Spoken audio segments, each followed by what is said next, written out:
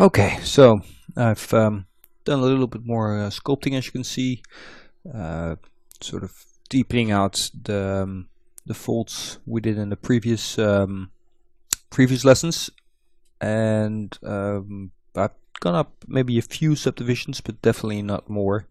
As you can see on the shirt, I'm on 4 subdivisions here, and I really don't want to go further until I'm happy with what I'm at. So back nothing.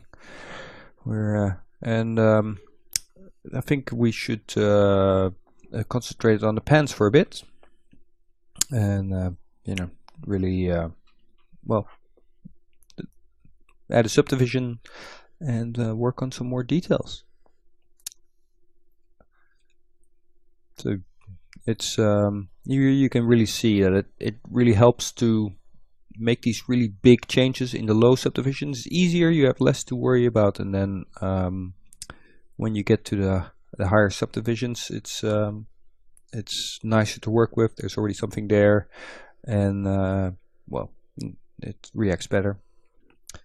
It's up to you how fast you go, of course, but yeah, I found that going too fast or making too much detail really gives you trouble later on. So I'm just using the standard brush here, not really nothing fancy. And with this few subdivisions, it wouldn't really help to use anything different. You can maybe use the damp standard, which is a nice brush, which is now standard in ZBrush, and it gives a nice way to create small indents with a nice sharp edge, which was always kind of hard to do, or harder.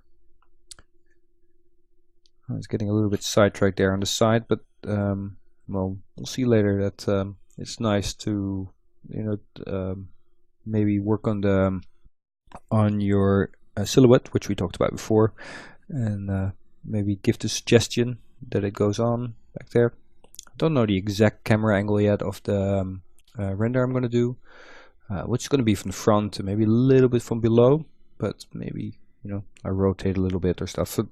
So at this point, I don't want to lock myself down to an exact camera view. Also, we can see that we went quite a bit away from the original concept, but it was a very loose concept, which I already said. I didn't want to go too much muscly Conan the Barbarian, and there's nothing wrong with that. Don't get me wrong, but I really like sculpting folds, and I thought it'd be nice to show you guys.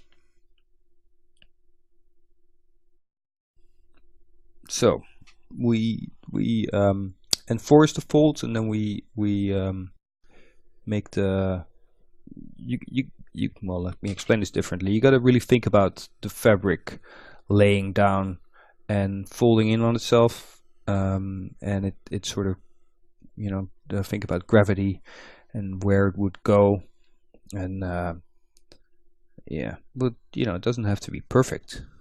It's got to give the impression of being tucked into his boots and being folded up and bunched up on itself, because it's hanging up there, and it's a bit puffy, and you got these long folds which go up to his crotch, and because the fabric hangs down and it sort of folds over itself a little bit. Of course, you got the folds in the back of his legs, which I don't have to worry about too much, but I do want to create the illusion because it helps with the fold in the front, as you can see there. And maybe you'll see a little bit, we don't know, so create a little bit. Definitely don't go heavy on the detail.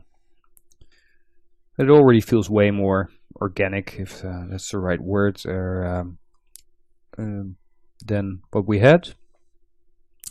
And I'm going to jump ahead a little bit to show you guys a little bit further on. Okay, so be sure to zoom in and out a lot, so you get a look at the whole picture. And like I've done before, like to jump around. And since we just did the pants, which I'm actually quite happy with for now, I'm gonna work on the boots a little bit because they could definitely use a little work. And I wanted to make like soft leather boots, which are also a bit crumply, because he bends them there a lot. He's running with his sword, or doing stuff, having sword fights.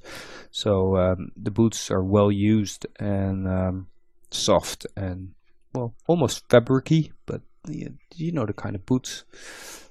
They wouldn't necessarily wear them now, but I guess they feel kind of sword and sorcery. I don't know. That's what I wanted to make, so that's what I'm making. It's a good thing about making something yourself. You can do whatever you want, and you should.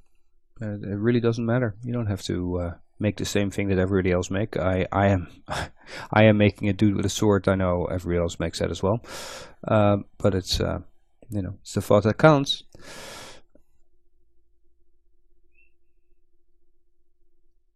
Well, see, it already works better than it did.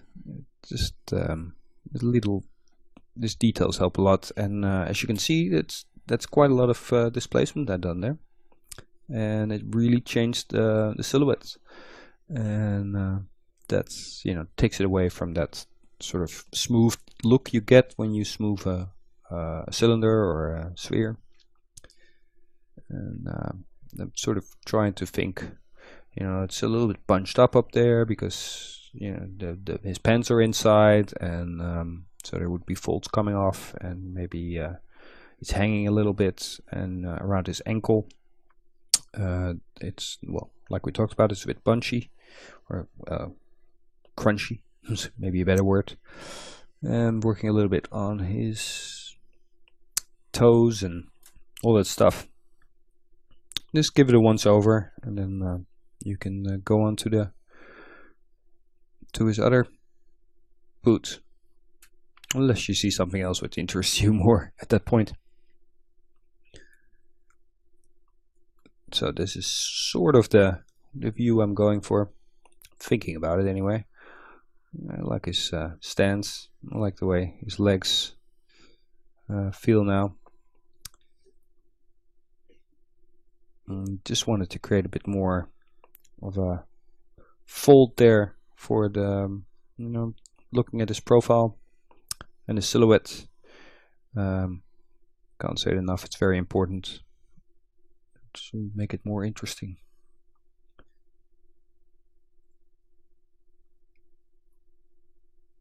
Right.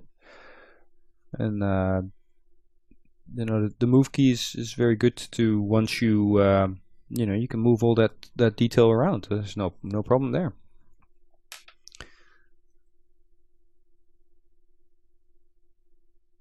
So once you sculpted all these folds in place, you can move them around a bit, maybe bunch them up a bit more, or maybe some folds are just a bit big. Or anyway, we are going to the next lesson, and we will continue with detailing the body and the folds. And I'm going to jump ahead a little bit again in the next lesson, and I'll see you guys there.